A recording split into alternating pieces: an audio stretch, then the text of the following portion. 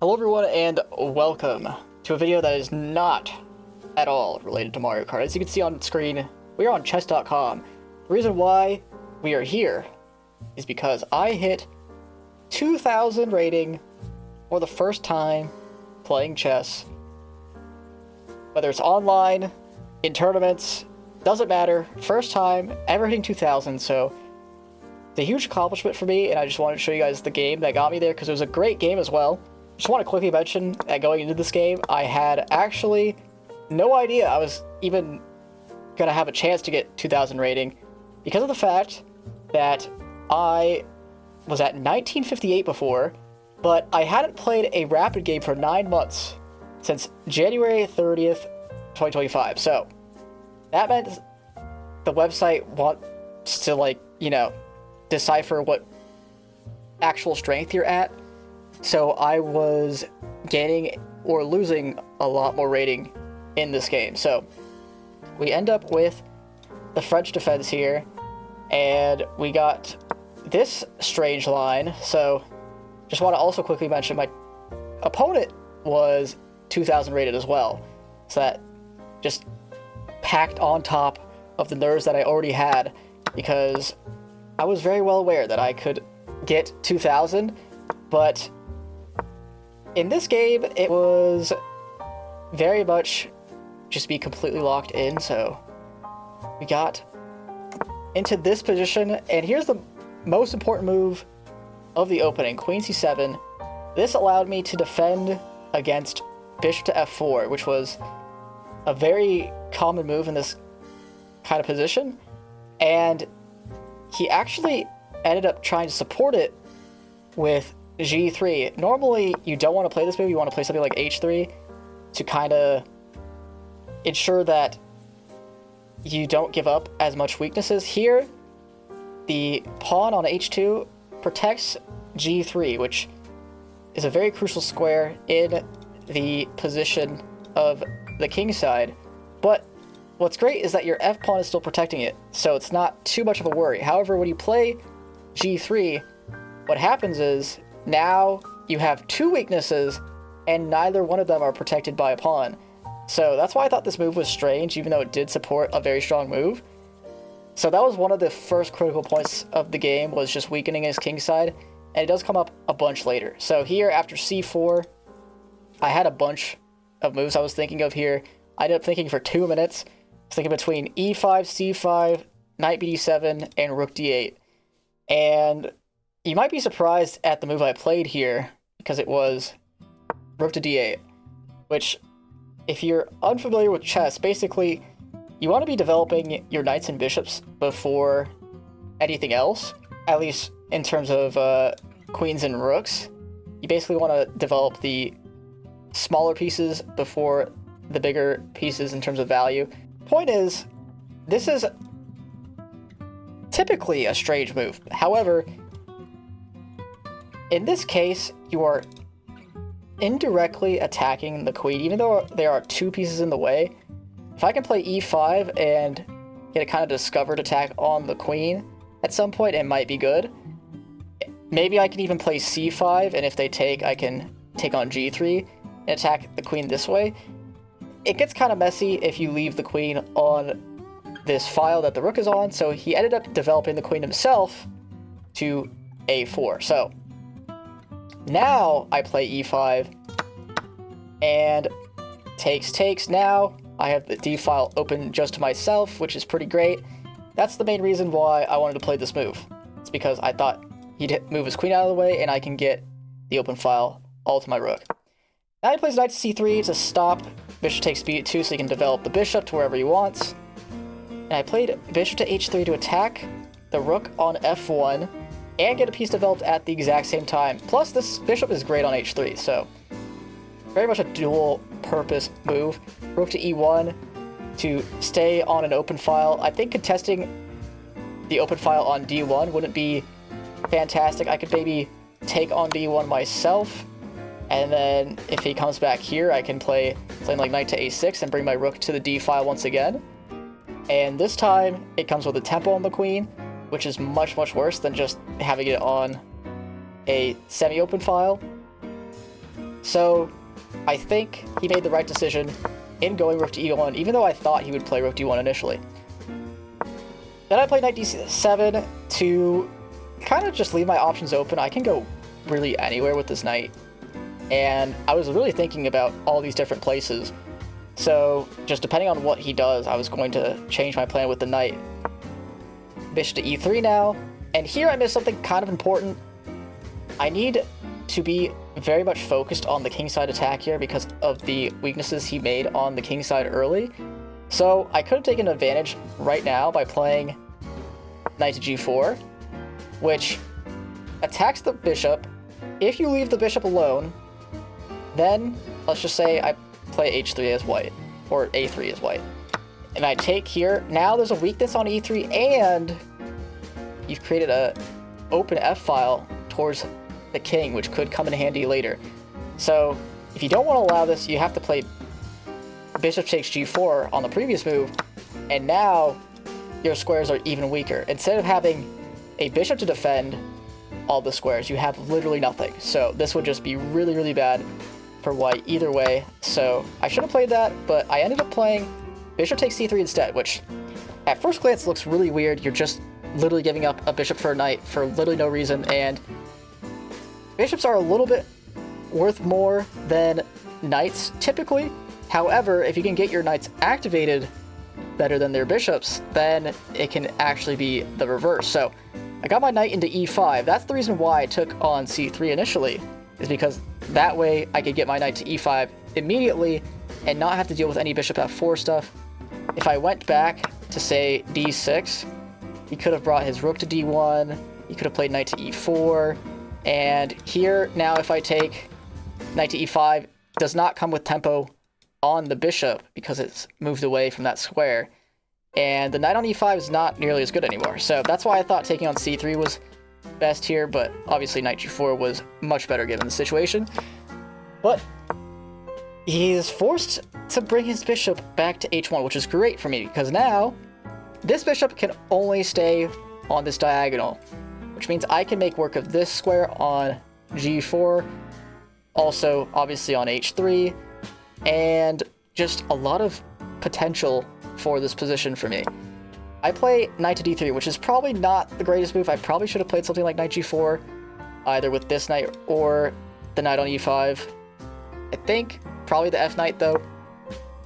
However, this isn't too bad attacking the rook and the pawn, so he has to defend with rook to e2. If he decided to keep the rook on the back rank and keep his rooks connected, he would have to play rook to b1, which is not good at all because the rook is now trapped in the corner, and this rook is kind of just stuck here defending this pawn. So I could take advantage and, you know, plop in with knight to g4, or, you know, I could bring in my queen later, say to like f6 or f5. There's just a lot of things to do here as black, and keeping your rooks stuck on the queen side is just not a great idea when I'm in the driver's seat to attack. So I'm gonna play rook to e2. I attacked again with bishop g4, which is a pretty good move because the bishop on h3 is not doing tremendous amount of anything really, but I could have kept it there still. Again, knight g4 was an option. However, I think this is okay because of the fact that I have knight to e5 here. And now I'm threatening to play knight to f3 check and get rid of this bishop because this would be a fork on the king and the rook. So he'd be forced to give up his bishop if he doesn't want to lose material. So instead of letting that happen, he took my rook on d8, now removing this rook from being potentially forked. And here I make a very, very, very bad mistake, which is just auto recapturing with the rook. And the reason why this is bad, initially you might think, oh, this is fine. You know, you keep the rook on the d file and, you know, putting the queen here, you'd rather the queen be on c7, right? Well, not really. The queen here is actually really, really good. It can infiltrate with d3. Maybe sometimes if this bishop gets removed, you can infiltrate to d2. And the rook can't come to d1 because the bishop is defending that square. So this wouldn't really be a bad thing for me. Now you might be thinking, okay, well, what if you take a free pawn, right? Well, this isn't really a free pawn, because now the bishop is stuck on a7 because it is pinned to the queen. So if the queen moves away, say to b4 now, the bishop's undefended, and if the bishop moves, obviously, now your queen's under attack. So you're basically stuck with these two pieces here, and that means I can really go on the attack. Say I do something like this, I can bring the queen up to h3, and this is basically game over already. You have to give up a piece. You have to play something like queen to a3, and then knight to b5 to attack this, and give up two pieces for just the one. So he didn't end up going for this. Instead, I actually made the mistake of playing rook takes d8, and now he takes the pawn on a7, which is a good move. If you took with the bishop, obviously you'd still have the same problem once I play rook to a8, but I would just have one less move, I guess. So it'd still be bad, but it wouldn't be as bad. You'd still rather take with the queen here. The reason why I thought this was okay is because knight takes c4.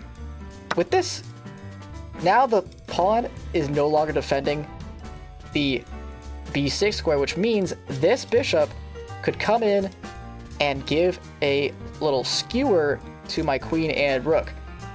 However, I saw this and thought knight takes c4 does a really good job here. It attacks the pawn, it attacks the bishop, and it defends on b6. So I just thought, this can't be that bad, right? And my rook's now on a good file, and my queen is still pretty active. However, I did not see bishop to f4. This is a great move because now my queen is kind of in a rough spot. I decided to go to e7, which was kind of a mistake. I should have gone to c8 to try and get along this diagonal. Reason why queen to e7 is a mistake is, you see, this queen is completely unprotected, which means there's a pin on this pawn on b7. This is not protected by this pawn. Bishop takes c6. If I take, obviously, this is pinned, like I said, so I have to leave the bishop alone. But again, I thought this was fine because I have knight takes b2. And after queen takes b7, I did see that I had queen to a3 to attack the knight and defend my own knight. So I thought this was okay. Despite me being down a pawn, I thought I had good counterplay. The king's side is weak, and his pieces are kind of uncoordinated, whereas mine are doing pretty well for themselves. However, knight to b5. Suddenly, all of that changes in one move. My queen is under attack, and this knight is coming in to the fray, attacking my king's side in just one move, and also blocking out my rook entirely. So I did not see this move at all. I don't know why I didn't see that. I also could have played queen to c5, just entirely, not really prevent this, but it wouldn't come with a tempo on my queen here. I could then play knight to d3 instead of this and be in a okay spot, I guess. So, of course I play queen to a3, knight to b5, brought my queen back to c5 to still attack on the king side potentially. Knight to d6 comes, and now I have two options, or so I thought. Bishop to e6 and rook to f8. I decided to go with bishop to e6 because I thought bringing my bishop here to d5 would be good to just trade off the bishop here and bring my knight in, say to attack like this. And my bishop on g4 isn't doing too much at this point. My knight is the one guarding d1 now, so I don't really have to worry about that. Plus my rook is no longer opening up on the file, I guess. So that's the reason why I didn't play that. Also, key point here is that queen takes b2 does not work because you're deflecting away from the bishop. So now this is just great for me, and light square weaknesses are way, way worse now that the bishop's gone. So that's the reason why I could play either rook to f8 or bishop to e6, despite the fact that my knight is under attack. So unfortunately, there's a way better move here, which actually does address the threat of the knight, but not the pawn, which is strange because if I allow this, it seems really, really bad, because now my king is super weak. The knight could come in here pretty soon, and it just looks like potentially even game over.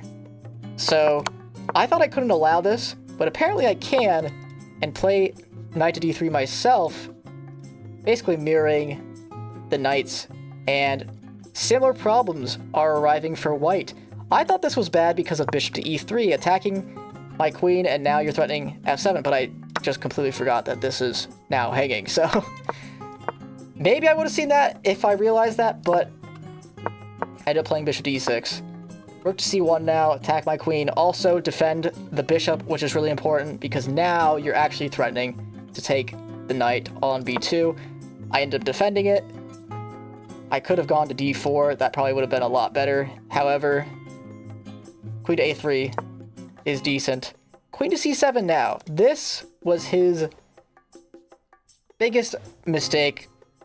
It was the turning point of the entire game here. If he had played rook to b1 here, he would have just won on the spot. Because now, once my knight moves, now you play queen to c7, attack the rook, and next up comes rook to b8. And now I am completely and utterly destroyed, because every single one of white's pieces are attacking my king, and I only have 3 defenders. 5 versus 3, that's not a matchup you want to go up against, I guess. So here, I would be forced to basically give up my rook, because if you want to play g6 to give yourself an escape square, it does not work. The bishop covers the escape square by giving a check, and then now your back rank checkmated. And if you just leave it alone, what happens is you're still back rank checkmated. This is attacked by 3 pieces, and it's just not enough. So I would basically have to give up my rook, and this is totally over. So instead, he played queen c7, luckily for me. Now I double defended the pawn. Don't really have anywhere else to go, so bishop back to g2 now, which was a strange move. I thought the bishop should stay in the position, but I guess it's fine defending these squares. I take on a2. Now we're back to even material, and he retreats back with his bishop, which, again, 2 retreating moves in a row just did not seem very intuitive to me. Now I play knight to d3, rook to d1, and I bring my queen in to attack the rook and defend my knight at the same time. Rook goes to a1 now, and knight to g4. Very key move to attack his king side very effectively. This is attacked. I'm threatening knight takes e3 because if they take back, I have a, let's just say, we play rook b1. Now I have what's called a smothered mate. If they go get to f1, you just get mated like that. But if you go to h1, the smothered mate is you give a check here, you give a double check. Again, if they go here, same thing. But if you go to h1, the smothered mate is where you smother the king with all of his own pieces and give a check with your knight. So that is something he is totally aware of as a 2000 rated player, so he did not go for that. Instead, he played queen to a7 to defend not only the bishop, but also the pawn indirectly at the same time. So the queen a7 was a great move. Probably his only move, but a great move nonetheless. And here, this is the move I am most proud of in the position, despite it not being the winning move in this position. The reason why is because I'm attacking the bishop and threatening a check in some cases, and it turns out this is what ends up making his life really difficult. It's a very strange move as well. Putting your knight on their back rank just doesn't seem very intuitive, but I ended up finding it. They played bishop to f1 here, attacking my queen and my rook, but luckily I have a check here. Now this is actually technically not the best move, but I'll explain this why very, very shortly. Here they played king to g2, and this was a blunder. This is what threw away the game, and I have a wonderful tactic here to win the game on the spot and get myself 2,000 rating. If you guys want to pause the video and solve it yourself, go on ahead, be my guest.